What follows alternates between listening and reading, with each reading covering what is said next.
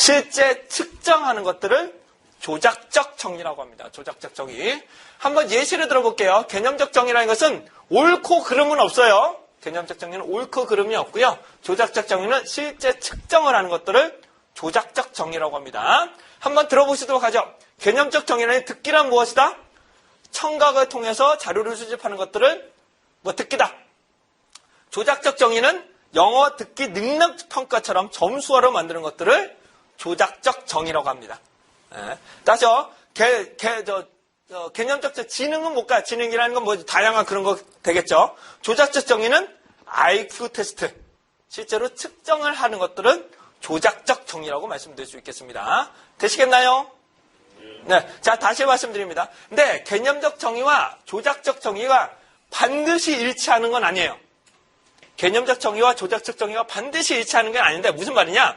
지능이라는 게 IQ 테스트로만 안 되잖아요. EQ, IQ 뭐 여러 가지 각종 측정 도구가 다 있어야 되기 때문에. 다시요. 개념적 정의와 조작적 정의는 반드시 일치하는 건 아니에요. 반드시 일치하는 건 아니에요. 자, 한번 다시 예를 들어보죠. 이거 뭐라고 하죠? 기부? 기부 보고 이게 배려감? 배려감에 대해서는 타인에 대해서 어쩌고저쩌고 이런 것들 배려감이 되겠죠. 희생하는 안타까움. 그런데 실제로 배려감을 측정하는 방법은 유니세프 활동 정도, 기부 금액 이런 것들 뭐라고 한다고요? 조작적 정의. 실제 측정이 가능한 것들 뭐라고요? 실제 측정이 가능한 것들이 조작적 정의라고 말씀하시면 됩니다. 그러니까 계량적으로 수치화로 만드는 거예요. 수치화로 만드는 것들을 조작적 정의라고 합니다. 근데 개념적 정의가 올바르게 되지 않으면 진행상의 문제점이 발생을 합니다. 무슨 말이냐?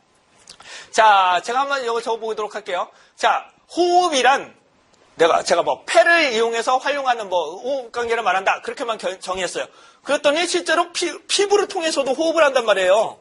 그러니까 나는 기관지를 통해서만 했는데, 이게 아니야. 피부로도 호흡을 하는구나. 그래서 개념적 정의가 올바르지 않으면 측정상에서 오류가 발생할 수 있겠죠. 그래서 개념적 정의는 반드시 범위를 결정한다. 그리고 조작적 정의는 실제 측정을 한다. 조작적 정의는 실제 측정을 하는 것들은 조작적 정의라고 합니다. 네.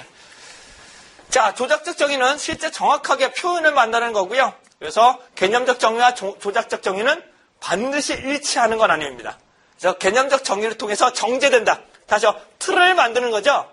개념적 정의를 통해서 틀을 만들고 조작적 정의를 통해서 실제 몇 개냐를 측정하는 것들은 조작적 정의라고 합니다. 조작적 정의. 네. 자, 2차 시 다시 정리하고 마무리해 보도록 하겠습니다. 2차 시가 제3의 변수가 어려우시죠? 제3의 변수가 제일 어려우시죠? 할만하세요? 아니실 건데. 자, 이거 한번, 제3의 변수가 제일 어려우세요. 종류나 그런 것들을 쓰시기가 제일 어려우세요. 요거만 한번 정리하고 오늘 마무리 하도록 하겠습니다. 자, 문제 정립, 가설 설정, 조사 설계, 자료 수집, 분석, 보고서 작성. 자, 과학적 조사 왜 하세요? 나의 주장을 타인에게 주장하는데 여러 가지 방법이 있죠. 과학적 조사다. 과학적 조사의 개념 볼까요? 과학적 조사란? 진짜 체계적이고 통계적이고 비판적으로 탐구하는 활동을 말하게 되죠. 그래서 일반적인 현상에서 발생할 수 있는 가설에 대해서 체계적이고 통계적이고 비판적으로 탐구하는 활동이라고 이렇게 계속 살을 붙여 나가시는 거예요. 자, 체계성, 논리성, 타당성과 신뢰성 기억나시나요? 타당성은요? 측정하고자 하는 거 정확하게 측정해라. 그 다음에 신뢰성은요?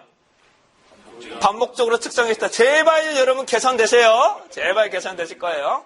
자, 체계적에는 뭐가 있어요? 체계성, 논리성, 객관성. 그 다음에 통계적에서는 통제할 수 있어야 되고, 실증성, 재생 가능성, 간주관성, 그 다음에 관계성.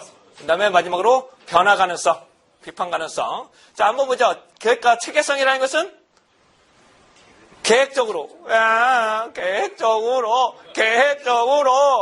논리성은 이론을 깎아요. 네. 그 다음에 객관성은요, 주관적인 내용을 최대한 배제. 그 다음에, 통제성이란, 우와, 많이 좋아지고 계십니다. 그 다음에요, 뭐였어요? 실증성. 실제 증명하는, 이제 말들이 이제 검증 가능성, 이런 것들이 경험 가능성 가능하겠죠. 그 다음 재생 가능성은 언제든지 반복 측정하면 동일한 결과가 나오는데, 간주 가능성은요? 서로 시각이 다르더라도. 예. 간결성은요? 최소의 변수로 최대한 많은. 간결성은 또 어디에 쓰셨어요? 변수. 변수에서도 최소의 변수로 최대한 많은 것을 설명해야 된다. 네, 이렇게 되셨죠. 자, 그 다음에 연역적 방법과 기납적 방법은 잉잉으로 하고요. 상호 보완적으로 쓰시면 됩니다. 자, 분석단위 오류 있었습니다. 분석단위란 우선은 연구자가 수집할 수 있는 최소의 단위. 분석단위 오류에는 생태학적 오류하고 개인주의 오류. 생태학적 오류는요. 집단의 결과를 개인에게, 개인주의 오류는 개인의 결과를 집단에게 해석하게 됩니다. 자, 문제의 정립 부분이 끝났어 이제. 문제 정립 부분은 끝이 났습니다. 그 다음에 가설입니다. 가설이라는 것은 잠정적인 해답을 가설이라고 한다. 다시요. 잠정적인 해답을 가설이라고 한다. 다 한 번 더 보시면 어떻게 된다고요? 두 개 이상의 속성을 가진 다수의 변수들 간의 잠정적인 해답이다라고 보실 수 있겠죠? 네. 탐색 기술 설명 거기서 탐색이란 가설의 구체화. 그래서 본조사 이전에 선행한다. 이렇게 보시면 되고요. 기술이란 그래 선제 상황을 요약 정리한다. 그다음 설명적 조사란 인과조사를 한다. 인과조사란 인과관계. 이제만 되시지 않았어요? 원인이 일정한 방향으로 하면 결과가 일정한 방향으로 간다. 자, 여기서 가설이에서는 중요한 거는 일정한 방향성이 있어야 된다. 뭐라고요? 특정한 방향성. 뭐라고요? 특정한 방향성. 그래서 기무가설과 대립가설로 나눠지는데 기무가설은 차이가 나지 않는다. 대립가설은 차이가 있다. 기무가설 이게 가장 중요합니다. 가설에서는 기무가설은 차이가 나지 않는다. 대립가설은 차이가 난다. 따라서 기무가설을 기각하기 때문에 대립가설을 선택하는 겁니다. 예. 자, 다시 넘어가고요. 변수라는 것은 언제든지 변하는 수를 변수라고 하는데 다수의 속성을 가져야 된다. 뭐라고요? 다수의 속성을 왜? 비교할 수 있어야 되기 때문에. 그 다음에 상호 베타성과 포괄성. 상호 베타성이란 그렇죠. 교차적인 문항이 없어야 된다. 포괄성은 하나라도 선택할 수 있는 응답자가 응답 보기를 하나라도 선택할 수 있어야 된다. 그 다음에 간결성. 최소 변수로 최대한 많이. 그다음에 범주가 비슷해야 된다. 상호 베타성은 교차점이 없어야 되겠죠. 포괄성은 응답자가 하나라도 선택할 수 있어야 된다. 자, 독립변수란 독립변수를 그래서 일반적으로 X라고 하고요. 종속변수를 일반적으로 Y라고 합니다. 자, 독립변수란 안 보여드려야지.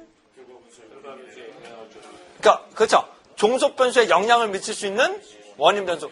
종속변수는요. 그렇죠. 독립변수에 영향을 받아서 변화되는 결과변수. 예. 독립변수와 종속변수입니다. 그래서 기무가설, 대립가설 다시 보셔야 될 것 같고요. 그 외의 것들은 다 자의 외생변수라고 한다. 외생변수. 그 중에 자기가 통제가 일부 가능한 것, 나쁜 건 아니에요. 일부 통제가 가능한 것들을 제3의 변수라고 한다. 제3의 변수, 첫 번째 매개변수입니다. 매개변수는 어떻게 돼요?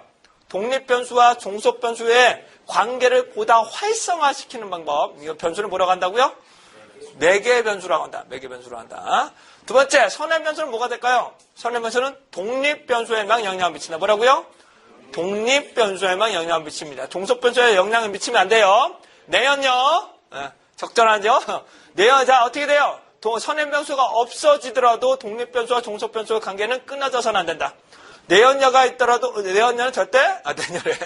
선행변수는 종속변수에 영향을 미쳐서는 안 됩니다. 그렇죠? 적절한 예시, 부적절한 예시. 다음에 구성변수라는 것은 하위를 구성하셔야 되고요. 자, 허위변수는 뭐라고요? 원래 관계가 없는데 관계가 있어 보이는 것들 뭐라고요? 원래 관계가 없는데 관계가 있어 버리는 것들은 뭐라고 한다고요? 허위변수가 됩니다. 허위변수 다시 예시 들어볼게요. 원래 관계가 없는 문서였는데 오늘 회식이요! 그래갖고 친해졌는데 이렇게 술 드시다가 다음 날에도 친해버리면 뭐가 되는 거예요? 그는 매개변수가 되는 거예요. 다시 원래 모르는 사람으로 돌아가면 얘가 뭐냐고요? 허위변수가 되는 거죠. 다시 매개변수는 친근거리는데 다시 더 친해진다면 매개변수가 되는 거고요. 여기 허위변수는 어떻게 된다고? 아예 또 누구세요? 돼버리는 것들은 허위변수가 됩니다. 원래 관계가 있는데 끊어져 버리는 것들은 억제변수. 그렇죠? 이렇게 손잡고 있다가 나타나면 손을 넣는 거. 그렇죠? 억제변수. 매개변수는 왜곡변수라는 것은 관계가 상쇄되거나 변화되는 것들. 상대. 와이프면은 자의심이 약해지죠? 의사결정은 와이프가 다 하시는 거니까. 그쵸? 이 세상, 그냥. 조절변수는 뭐라고요? 강도를 조율한다. 뭐라고요? 강도를 조율하는 것들을 조절 변수라고 합니다. 그다음에 잠재 변수는 안 보이는 것들, 관자 변수는 보이는 것들. 네. 그래서 이런 것들을 반드시 예시 한번 보셔야 돼요. 네, 한번 보시고요. 그다음에 독립 변수, 매개 변수, 종속 변수, 독립 변수, 종속 변수의 강도를 서로 간의 관계는 있어서는 안 됩니다. 조절 변수는. 자, 그다음에 개념적 정의하고 조작적 정의 다시 보겠습니다. 개념적 정의라는 것은 사전적인 정의로서 옳고 그름이 없다. 하지만 명확하게 규명을 하지 않으면 진행상에 오류가 발생할 수 있겠죠. 그 다음에 조작적 정의는 뭐라고요? 실제 측정이 가능하게끔 뭐라고요? 실제 측정이 가능하게끔 만드는 것들을 조작적 정의. 그러니까 구체적인 지표로 만드는 거 뭐라고요? 구체적인 지표로 만드는 것들을 조작적 정의라고 보시면 됩니다. 조작적 정의. 자, 그 말씀드린 것처럼 뭐라고요? 또 뭐가 있을까요? 개념적 정의에 뭐가 하나 있을까요? 뭐 있을까요? 청각 있으니까 또 뭐 있을까? 개념, 조작적 정의에 측정이 가능하다. 몸무게. 아, 그렇죠. 개념적 정의는 몸무게라는 것은 무게, 뭐가 있을까? 중력에 땡기는 힘. 그게 무게 아닐까? 그런 거, 와, 성공했다. 중력이 땡기는 힘. 그러면은, 몸무게라는 거 측정하는 거는 체중계. 공 있는 체중계. 이런 걸로 보실 수 있겠죠? 아니, 또 다른 게 뭐가 있을까요? 또, 물에서 벗어나는 양. 와! 이런 것들. 이런 걸 뭐라고 한다고요? 조작적 정의라고 한다. 조작적 정의라고 한다. 개념적 정의를 통해서 정제되고 조작적 정의를 통해서 실제로 측정을 하죠. 개념적 정의와 조작적 정의는 반드시 일치하는 건 아닙니다. 개념적 정의와 조작적 정의는 반드시 일치하는 건 아니에요. 그 다음에 개념적 정의를 통해서 정제되고 조작적 정의로서 측정된다. 자, 이상으로 오늘 강의할 거 2차시까지 좀 정리를 해드렸고요. 네, 다음 주에 복습을 하면서 3, 4, 5회차를 한번 진행해 보도록 하겠습니다. 너무 오늘 고비 한번 넘으신 거예요. 제 3회 변수 한 단계 넘으셨습니다. 자, 오늘 고생들 하셨고요. 다음에 좀 찾아뵙도록 하겠습니다. 예, 고생들 하셨습니다. 네.